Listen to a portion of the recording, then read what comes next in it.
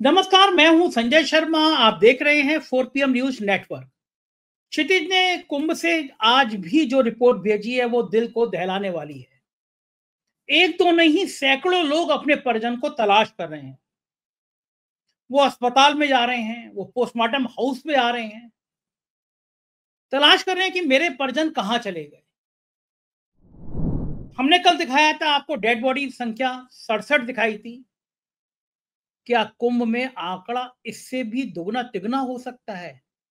मैं कह रहा ईश्वर करे कि एक भी मौत ना हो। लेकिन ये लोग कहाँ चले गए? ये लोग मिल क्यों नहीं रहे हैं? इनकी सूचना किसी के पास क्यों नहीं है?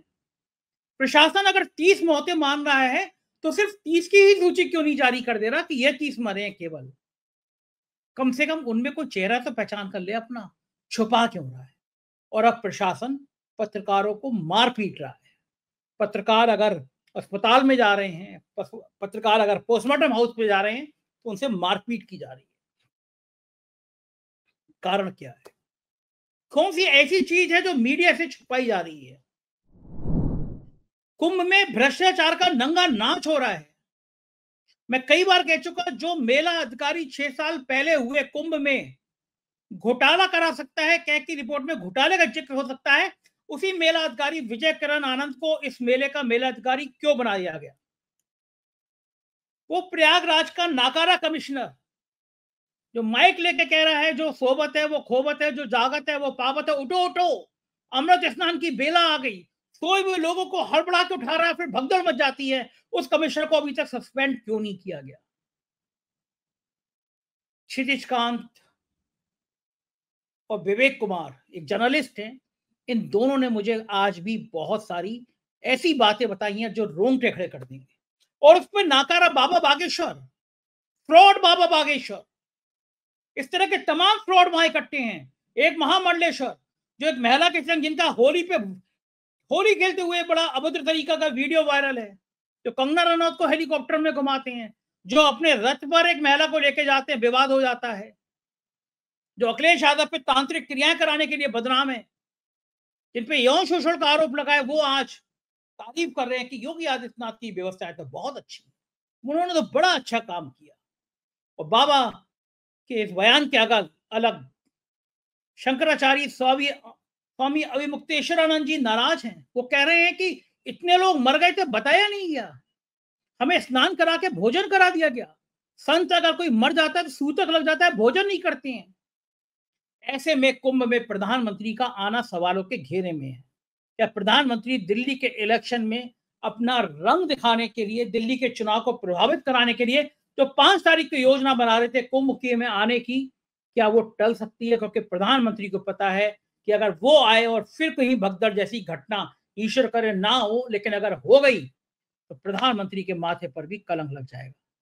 चलते हैं क्षितिज कांत के पास, एक बहादुर पत्रकार के पास, जो कुंभ में जान जोखिम में डाल के रिपोर्टिंग कर रहे हैं। 4 PM की पहली लिस्टिंग सबसे पहले 10 बजे जिस दिन घटना हुई, देश में सबसे पहले मैं लाइव करने 4 PM पर बैठ गया था। तब तक कोई गोदी मीडिया का चैनल घंटों तक नहीं बता रहा था एक मर गए हैं, किसी की एक मौत हुई हो। और क्षितिज कांत वहां पे पोस्टमार्टम पे खड़े हुए एम्बुलेंस दिखा रहे थे, जैसे एक के बाद एक डेड बॉडी उतर रही थी। अब तो गोदी मीडिया के तमाम चैनल सवाल उठाने लगे हैं। चलते हैं क्षितिज कांत के पास, दिखाते हैं कि कुंभ के हालात क्या, बताइए। कुंभ में एक अवैध टेंट सिटी लगी हुई है, आज खबर छपी है। सोचिए आप, जहां इतनी चाक चौबंद व्यवस्था है, वहां पे जब टेंट सिटी में आग लग गई तो पता चला कि वो तो इलीगल है। यानी कुंभ में पूरी पूरी अकेले इस तरह की एक इलीगल टेंट सिटी बस गई है। भ्रष्टाचार की गंगा बह रही है यहाँ पर। सुनते हैं क्षितिज के पास क्या क्या चल रहा है कुंभ में। क्षितिज, आप अभी भी कुंभ में जमे हुए हैं और आज आपने बताया कि आप बहुत सारे जगह पे ऐसे गए जहां पे उस दिन भगदड़ मची थी। बड़ी हैरानी की बात है, प्रशासन, सरकार बताने को तैयार नहीं है कि कितने लोग मरे। सुई अभी भी 30 पे अटकी हुई है। जबकि कल आप मुझसे बात कर रहे थे, कल आपने 67 लाश नंबर दिखाया था, 67 लाशों को दिखाया था। आज दो बड़ी घटनाएं हुई हैं। पत्रकारों को पीटने लगी है सरकार। सरकार ही कहूंगा, जब पुलिस पीटने लगी, बदतमीजी करने लगी। सबसे पहले टीवी 9 भारतवर्ष के पत्रकार हैं, अच्छे पत्रकार हैं, मेहनती पत्रकार हैं, बहादुर पत्रकार हैं विपिन चौबे। पोस्टमार्टम हाउस के बाहर उससे लड़ाई हुई, क्योंकि पोस्टमार्टम हाउस पे आप जाके सरकार को नंगा कर चुके थे, सरकार को दिखा चुके थे। तो पोस्टमार्टम हाउस के बाहर टीवी 9 भारतवर्ष के विपिन चौबे को रोकने की कोशिश की, हाथ पकड़ने की कोशिश की, धमकाने की कोशिश की। पहले मैं दर्शकों को दिखाता हूँ क्या हुआ विपिन चौबे के साथ, फिर चलता हूँ क्षितिज के पास। 11, 12, 13 हाथ क्यों पकड़ रहे हैं आप? हाथ धक्का क्यों देंगे? धक्का क्यों देंगे? अरे इधर दिखाओ, जरा इधर दिखाओ कैमरा। अरे कैमरे में हाथ क्यों लगाओ? कैमरे में हाथ लगाएंगे कैसे? ये पाकिस्तान है क्या? ये पाकिस्तान है क्या? ये पाकिस्तान है? ये पाकिस्तान है? हम डेड बॉडी के पास गए, हम लिस्ट नहीं दिखा सकते, हम लिस्ट नहीं दिखा सकते। ये पाकिस्तान है, ये डेमोक्रेसी नहीं है। छिपा रहे हो, आंकड़ों को छिपा रहे हो, शर्म नहीं आती है? आश्रम को आंकड़ों को छिपा रहे हो, हाथ पकड़ रहे हो मेरा, हाथ पकड़ रहे हो, कैमरे में हाथ मांग रहे हो। अपना परिचय बताइए, अपना परिचय बताइए। अरेस्ट करिए मुझे, मुझे अरेस्ट करिए, दरोगा जी मुझे अरेस्ट करिए, अरेस्ट करिए, अरेस्ट करिए, अरेस्ट करिए मुझे, अरेस्ट करिए, अरेस्ट करिए मुझे, गाड़ी में अरेस्ट करिए मुझे, मुझे अरेस्ट करिए, करिए मुझे अरेस्ट करिए, मैं यही खड़ा हूँ। तो ये तो टीवी 9 भारतवर्ष के पत्रकार हैं।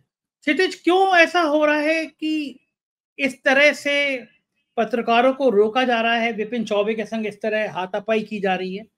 क्यों डरा हुआ है लोग पोस्टमार्टम हाउस के अंदर चले जाएंगे तो कौन सा ऐसा तूफान आ जाएगा जो आप रोक रहे हैं? हालांकि इन मीडिया वालों को भी पहले नहीं आया, सबसे पहले आप ही लोगों ने ब्रेक किया, आपने ब्रेक किया, लेकिन इस तरह अब क्या चीज है जिसको छुपाने की कोशिश की जा रही है? सर, पहली चीज तो ये कहूंगा कि मीडिया हाउसेस पर अब प्रेशर आ चुका है कि यूट्यूब चैनल अगर दिखा सकते हैं तो सैटेलाइट चैनल क्यों नहीं दिखा रहे हैं। अब मीडिया संस्थानों पर सवाल खड़ी करने लगी है पब्लिक, और निकल करके तमाम संस्थान के पत्रकार जब पहुंच रहे हैं तो काफी कड़ी पाबंदी कर दी गई है, क्योंकि कल 67 नंबर बॉडी भी 4 PM न्यूज नेटवर्क पर दिखाई गई है और उसके बाद हड़कंप मचा हुआ है। प्रशासन मौजूद है, लगातार पुलिस प्रशासन मौजूद है। कल पूरे देश ने देखा किस तरीके से मैं दौड़ रहा था और जो बॉडी थी, बॉडी को जिनके साथ थे परिजनों से बात नहीं करने दिया जा रहा था। हम पोस्टमार्टम हाउस में लगातार मौजूद थे और इस तरीके की घटनाएं लगातार हो रही थी, और अब कड़ी सुरक्षा कर दी गई है। वहां पर जो लोग हैं उनको रोका जा रहा है, अंदर जाने के लिए बड़ी देर की मशक्कत करनी पड़ रही है तब जाने को मिल रहा है, और पत्रकारों को कड़ी पाबंदी कर दी गई है कि पत्रकार किसी भी तरीके से कुछ दिखा ना सकें। लगातार एक बड़ा प्रेशर का माहौल है पत्रकारों पर भी। और दूसरी बात, जब मीडिया हाउसेस पहुंचते हैं खोया पाया केंद्र पर भी, तो इस तरीके की स्थिति वहां पर भी बनी हुई है। प्रशासन किसी भी तरीके से कुछ भी बताना नहीं चाहता, हर तरीके से बैकफुट पर है, डर है कहीं पूरी पोल खुल ना जाए।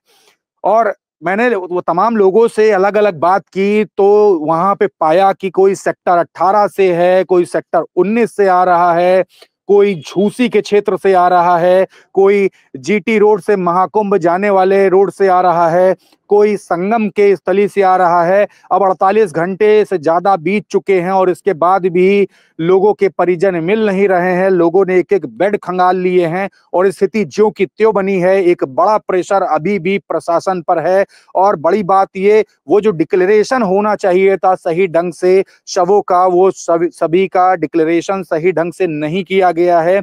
ये आरोप लग रहे हैं, पब्लिक लगातार यही बोलती है कि सच तो सामने ले आए, महाकुंभ की साइट पर ही बता दे।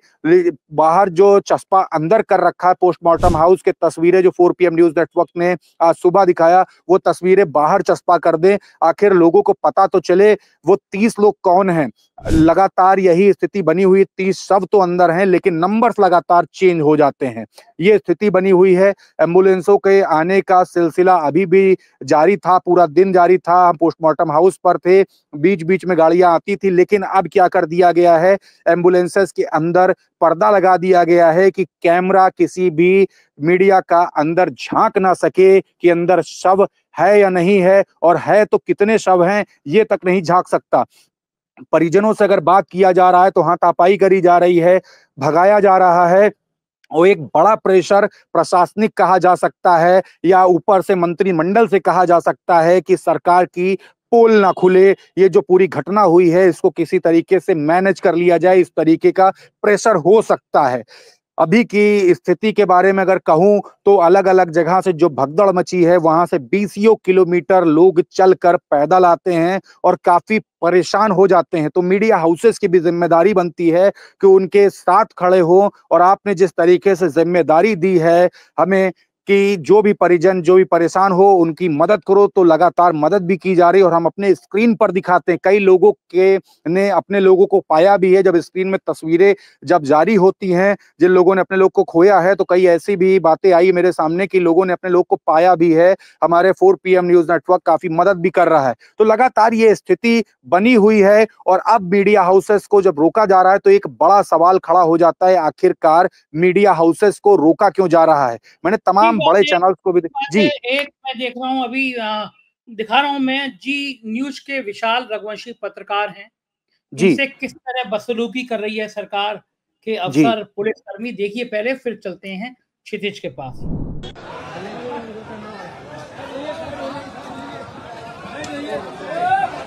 देखिए एक पत्रकार को किस तरीके से इस समय यहाँ पत्रकार को पुलिस के द्वारा कैमरा छीनते हुए देखिए किस तरीके से पूरा आप देखेंगे कि यहाँ पर आप पूरी जो व्यवस्थाओं को तो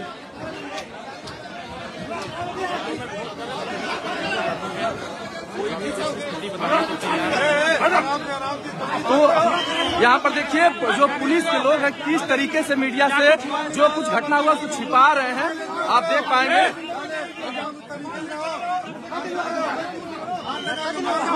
यह पुलिस वाले मीडिया को मार भी रहे हैं। पुलिस की तानाशाही भी देखेंगे यहाँ पर।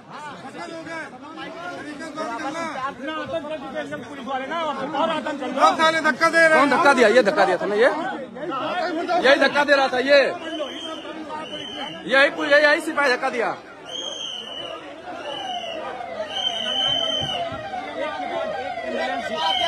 और एम्बुलेंस आ रहा है, और कहीं ना कहीं इस महाकुंभ में कुछ हुआ है जिसको प्रशासन छिपा रहा है।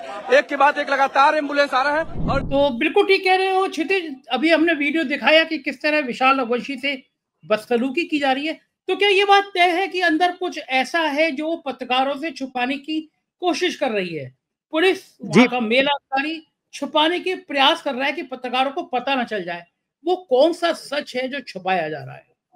बिल्कुल सर, जब अलग अलग स्थानों पर भगदड़ मची है, लोगों से बात होता है, लोग कैमरे पर बोलते हैं हमने इतने शब्द देखे अपनी आंखों से, हमने इतने शब्द देखे। और सबसे बड़ी बात ये कि 4 PM न्यूज नेटवर्क जब पूरा दिन जब लाइव चला रहा था तो एम्बुलेंसेस आ रही थी, और हर एम्बुलेंसेस के अगर काउंट किए जाएंगे, हमने अलग से रिकॉर्डिंग भी की है, तो वो जो सब की अगर काउंटिंग अगर कर ली जाएगी तो पूरे के पूरा पोल खुल करके सामने आ जाएगा। प्रशासन ने पूरी तरीके से तैयारी कर रखी थी कि किसी भी तरीके से किसी को पता ना चले, लेकिन हड़बड़ी में ये भूल गया था जो काम आज किया है पर्दा लगा करके, अगर ये पहले दिन करता तो ना पता चलता। लेकिन लाइव कैमरे पर जब इतनी बॉडीज जब काउंट हो गई तो उसके बाद अब प्रशासन छिपाना क्या चाहता है। और बड़ी बात यह है कि अगर देखा जाए तो जितनी भी एम्बुलेंसेज आ रही थी उस पर लिखा हुआ था निःशुल्क सेवा प्रयागराज महाकुंभ 2025, और ये वही गाड़ियां थी जो अंदर महाकुंभ क्षेत्र में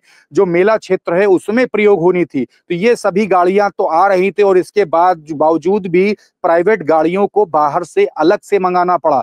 मैंने देखा अपने आंखों से, और तस्वीरें भी 4 PM न्यूज नेटवर्क पर हैं कि एम्बुलेंसेज प्राइवेट भी लाई गई हैं, और प्राइवेट गाड़ियों में भी वो सब आ रहे थे, वो परिजन आ रहे थे जिन्होंने मेला कुंभ क्षेत्र में थे या फिर जाकर के स्नान करने पहुंचे थे। तो साफ है कि जितने सब जब काउंट जब लाइव पे हो जाते हैं और जब चीजें जब निकल करके बाहर आने लगती हैं तो जो लोग हैं अधिकारी उन पर बड़ा प्रेशर हो जाता है कि ये लोग कर क्या रहे हैं। और वाकई में अगर मेला प्रशासन की अगर बात की जाए, उन बड़े अधिकारियों की बात की जाए जो मेले में तैनात हैं, अगर वो अगर सही ढंग से अगर वर्क कर रहे होते तो ये घटना ना घटित हुई होती, कहीं ना कहीं हीला हवाली जरूर हुई है।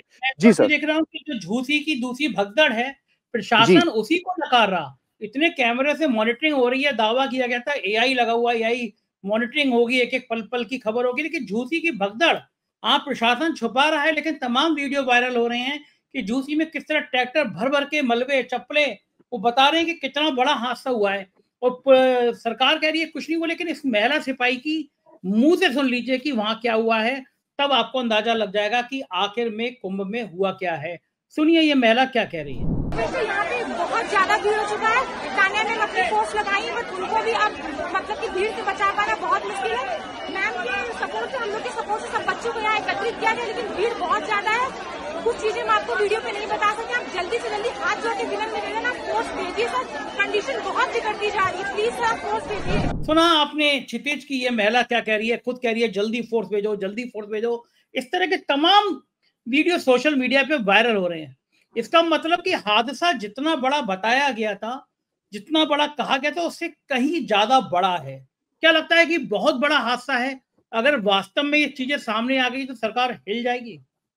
वाकई में सर अगर बात की जाए तो जब हमने अपने कैमरे पर लोगों से बात किया है तो लोग अलग अलग क्षेत्र से आए हुए थे। कैमरे पर रिकॉर्डिंग है, लोगों ने अपने आधार कार्ड की फोटो दी है, लोगों ने अपने परिजनों की तस्वीर दी, अपने एड्रेसेस बताए और एक स्थान से दूसरे स्थान, दूसरे स्थान से तीसरे स्थान जाने पर मजबूर है और हर अस्पतालों के चक्कर काट रहे हैं। 20 किलोमीटर चलने के बाद जब मर्चरी पहुंचते हैं और मर्चरी में जब उनके परिजन नहीं मिलते हैं हताश होने के बाद, तो कहीं ना कहीं एक सवाल खड़ा हो जाता है प्रशासन पर, आखिरकार प्रशासन कर क्या रही है? जो खोए हुए हैं उन्हीं को क्यों नहीं ढूंढ पा रही जो मेला क्षेत्र से खोए हैं? और ये बड़े सवाल हैं। और इसके अलावा अगर मैं बात करूं तो कहीं ना कहीं सरकार भी डर रही है कि ये चीजें अगर बाहर आएंगी तो घटना के बारे में जब पता चलेगा तो छवि धूमिल होगी। जिस प्रकार से बात हुई कि स्नान को लेकर के, तमाम अखाड़ों के स्नान को लेकर के उसको भी जो इतने मृत्यु हुई थी वो अगर शवों को छिपाया गया है तो उसका कारण भी यही बताया जा रहा है कि अखाड़े अगर स्नान न करते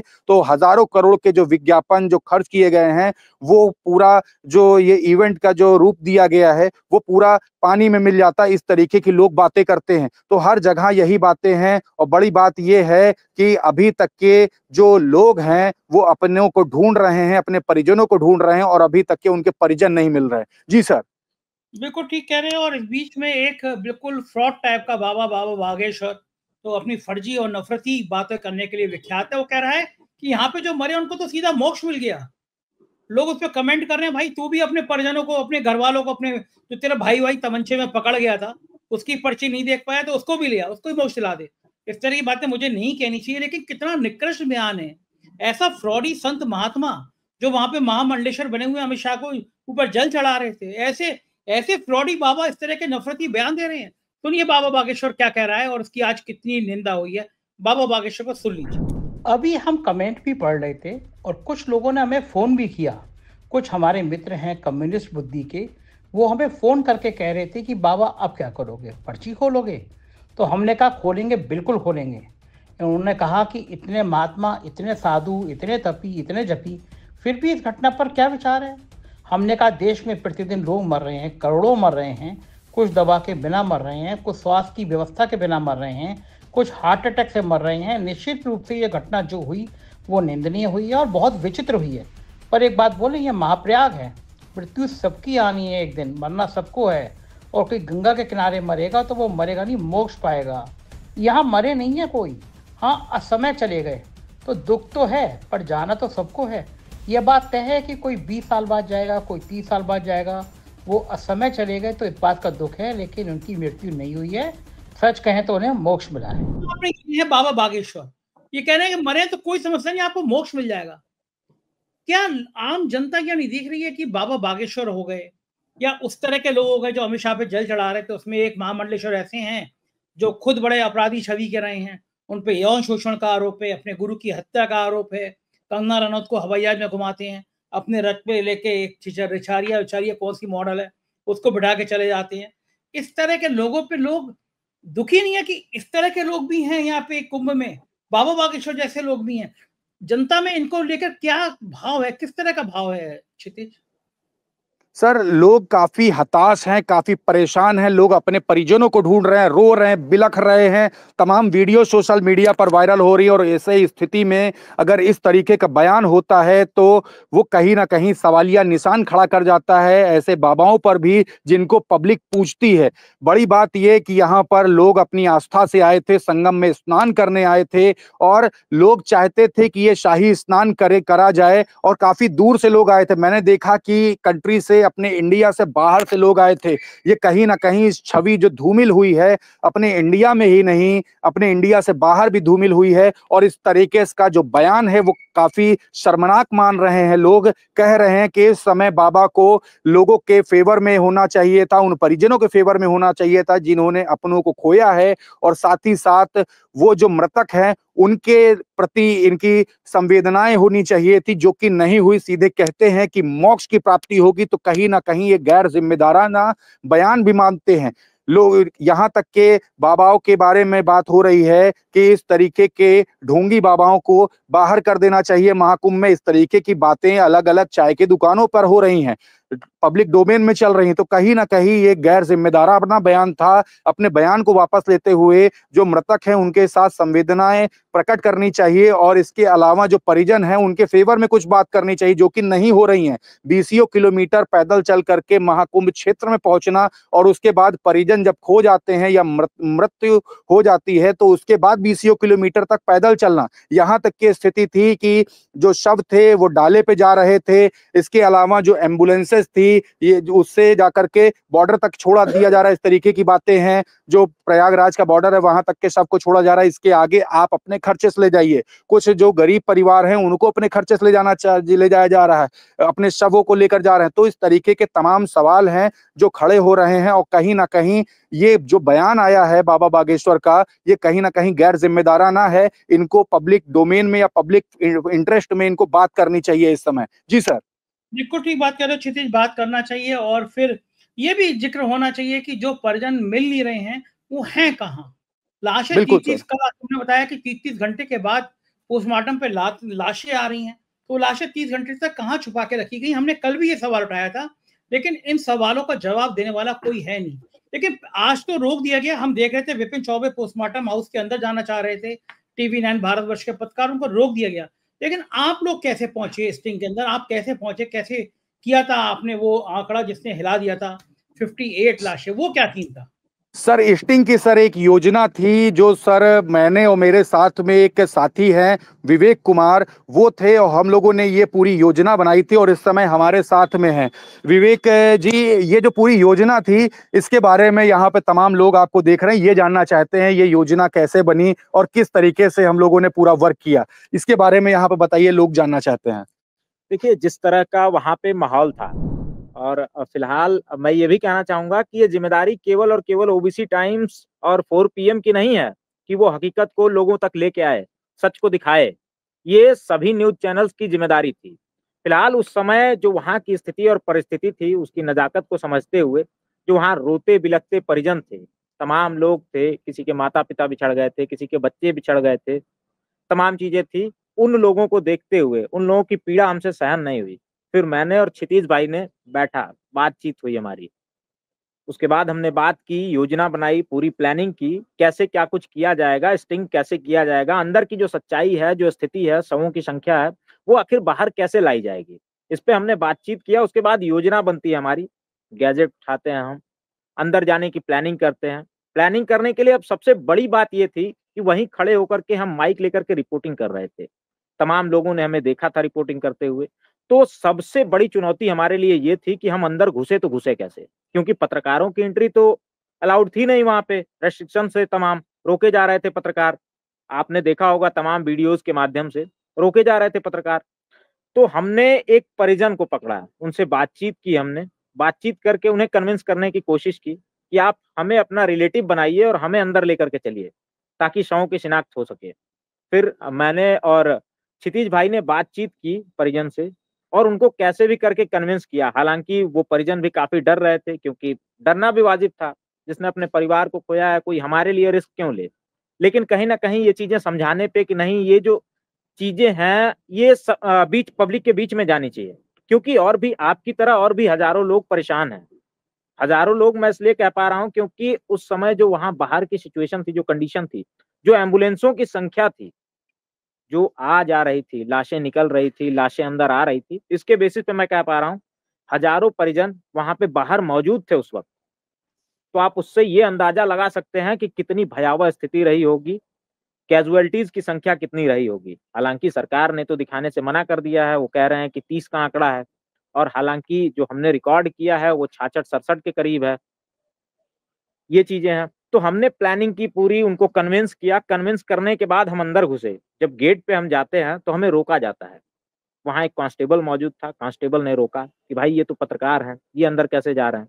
तो उन्होंने उस आदमी के भी बहादुरी की मिसाल देनी चाहिए। उस आदमी ने कहा कि ये मेरे रिलेटिव्स हैं और ये चाहते हैं अंदर जाकर के शवों की शिनाख्त करना, रिलेटिव को देखना। तो उसके बाद हमारी एंट्री होती है अंदर। अब एंट्री होने के बाद वहाँ का जो नज़ारा था, वहाँ का जो मंजर था, वो देखने के बाद हम लोगों की हालत खराब हो जाती है। मेरी खुद हालत खराब हो जाती है, क्षितिज भाई की हालत खराब हो जाती है। वो देखने के बाद वहाँ 6 साल 7 साल की बच्चियाँ, उनकी बॉडी देखने के बाद किसी भी व्यक्ति की मानसिक स्थिति गड़बड़ हो सकती है। उस नज़ारे को हमने देखा। बात कैमरे में कैद करने की थी। वहाँ 3 कमरे बने हुए थे। तीनों कमरे में लाशें बिछी हुई थी, फर्श पे लाशें पड़ी थी। जाते हैं, डिवाइस कैमरा था वो मैंने पकड़ा हुआ था, जो रिकॉर्डर था क्षितिज भाई के हाथों में था। 2 कैमरे की वीडियो रिकॉर्ड होती है। तीसरे कमरे में जाने की मेरी हिम्मत नहीं होती है। कैमरा मैं पकड़ाता हूँ क्षितिज भाई को।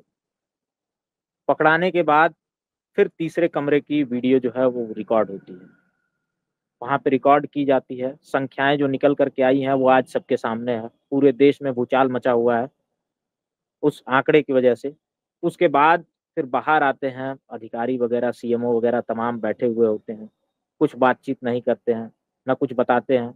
वो भी परेशान थे शायद, क्योंकि इतना बड़ा जो नंबर था और जो लीपापोती लगातार चल रही थी सरकार की, अधिकारियों की मिलीभगत से, लाशें गायब कराना, आंकड़े छिपाना, तमाम चीजें करना, इस तरीके से प्लानिंग हुई हमारी। बाकी क्षितिज भाई बताएंगे और आगे। क्षितिज, मुझे ये कहा कि ये विवेक बड़ा बहादुर है। ओबीसी टाइम्स में अच्छा ये यूट्यूब चैनल है इनका, ओबीसी टाइम्स। जरा विवेक से ये पूछ के बताओ, विवेक ने तुम्हारे अलावा अलग अलग, तुम्हें उसी दिन भी बताना चाहिए था कि विवेक तुम्हारे साथ में था, लेकिन शायद उस दिन साथ नहीं रहा होगा, जो भी वजह हो, लेकिन मुझे नहीं पता था कि विवेक भी उस दिन तुम्हारे साथ था।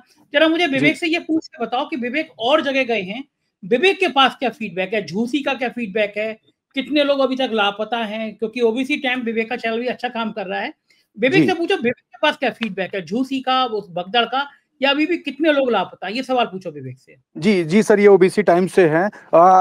आप झूसी गए, झूसी के अलावा अलग अलग प्लेसेस पे गए, वहां का फीडबैक क्या है लोगों का? आपको क्या आंकड़े लग रहे हैं इस समय, क्या आंकड़े हैं? देखिए आंकड़े सरकार नहीं जारी कर रही है और हम लोगों का भी इस तरीके से कह देना कोई वैल्यू नहीं करता है जब तक हमारे पास साक्ष्य न मौजूद हो। लेकिन देखा जब हम जा रहे हैं घटना स्थलों पे जा रहे हैं, देख रहे हैं, जब तहकीकात पड़ताल कर रहे हैं, तो वहां से जो आंकड़े निकल करके आ रहे हैं वो चौंकाने वाले हैं। शायद हो सकता है कि ये आंकड़ों को कहने के बाद, हालांकि जनता खुद के मुंह से कहती तो वो एक अलग बात थी, हम लोग कहेंगे वो चीजें अलग, उसका एक मैसेज तो जाएगा। पब्लिक क्या बता रही है, कितने लगभग संख्या क्या बता रही है आपको क्या लग रहा है? पब्लिक के हिसाब से पब्लिक ने जो संख्या बताई है वो लगभग उसमें 300 से 400 कैजुअलिटीज की संभावना है। 300 से 400? बिल्कुल। ये सिर्फ संगम के आसपास का है या झूसी को मिलाकर? नहीं, संगम और झूसी को मिला करके ये आंकड़ा है। 300 क्रॉस। बताया ये जा रहा है, जनता ये बता रही है कि उस दिन हादसे केवल 2 जगह नहीं हुए थे, 6 जगह हादसे होने की संभावना है। जनता के बीच से फीडबैक, चाय की दुकानों पे चर्चा है, लोग चट्टी चौराहों पे बैठ रहे हैं, वहां पे चर्चा है, मेला में घूम रहे हैं, वो आपस में चर्चा कर रहे हैं, ऐसी चर्चा लोगों के बीच। ये झूसी और संगम का जो क्षेत्र था, मेला क्षेत्र, उसके अलावा भी 4 और प्लेसेस पे आप मानते हैं? बिल्कुल, मैं नहीं मानता हूं, जनता ने जो कहा है, ये जनता के बीच में चर्चा है। ये वो 4 प्लेसेस अलग अलग कौन कौन सी हैं, कुछ आइडिया देंगे? कुछ आइडिया बताया जा रहा है कि सेक्टर 22 में भी ऐसी घटनाएं हुई थी। बताया जा रहा है सेक्टर 20 के आसपास भी ऐसी घटनाएं हुई है।